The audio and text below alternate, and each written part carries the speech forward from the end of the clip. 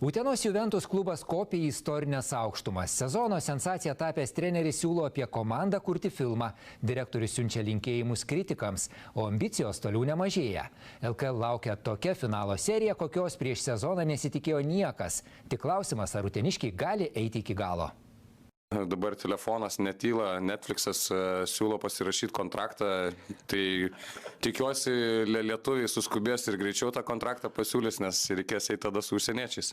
Taip, Utenos Juventus treneris Laimonas Eglinskas juokauja apie neįtikėtiną uteniškių sezono scenarijų, tačiau mažiausiai filmo jis tikrai vertas. Vos prieš pusantro mėnesio Utenos klubas turėjo net 11 pralaimėjimų seriją ir atrodė kaip nieko nebesiekianti dreifuojanti komanda. Tuo metu ir buvęs komandos treneris bei prezidentas Žydrūnas Urbonas viešoje erdvėje Juventus klubui negailėjo griežtos kritikos. Čia yra klubo sprendimai, tai yra žmogus, yra Eimantas Kersis, kuris tam tos sprendimus daro, priiminėja. O dabar Utena kuria absoliučią šio amžiaus LKL sensaciją. O dabartinis klubo vadovas Eimantas Kersis Rumunijoje dirbančiam Urbonui rėžia atsaką įsiveržęs į spaudos konferenciją. Aš ir noriu linkėjimus į saulėtą Bukareštą perduoti ir tiek.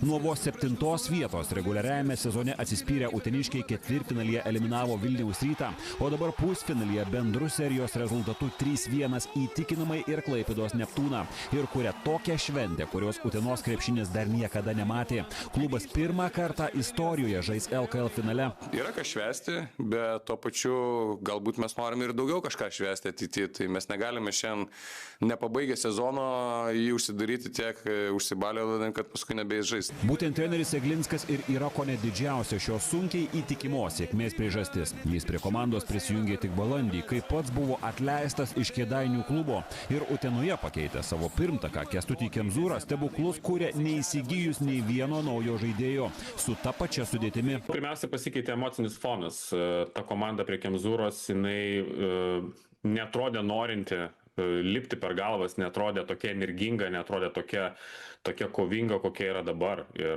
Laimonas Eglinskas tikrai sugebėjo ne tik įnešti tokios pozityvios energijos žaidėjams, bet įkvėpti labai daug pasitikėjimo. Su istoriniu pasiekimu uteniškiai gauna ir galimybę, kurios neturėjo jau 7 metus. Kvietimą į kito sezono FIBA čempionų lygą. Krepšinio analitiko Algimanto Bružo teigimu, tai gali būti geras postūmis Juviai renkant kito sezono sudėtį. Kad šis pasiekimas Juventus padės turėti geresnį kitą sezoną, tuo tikiu, nes tai padės išlaikyti kai kuriuos esamus žaidėjus, kurių išlaikyti neturint čempionų lygos Juventus būtų nepajėgus. Tiesa, finalas laukia su titulą ginančiu Kauno Žalgiriu, kuris atkrintamosiose sau lygių varžovų dar nerado. Bružo teigimu tikėtina, kad neras ir iki pat sezono pabaigos.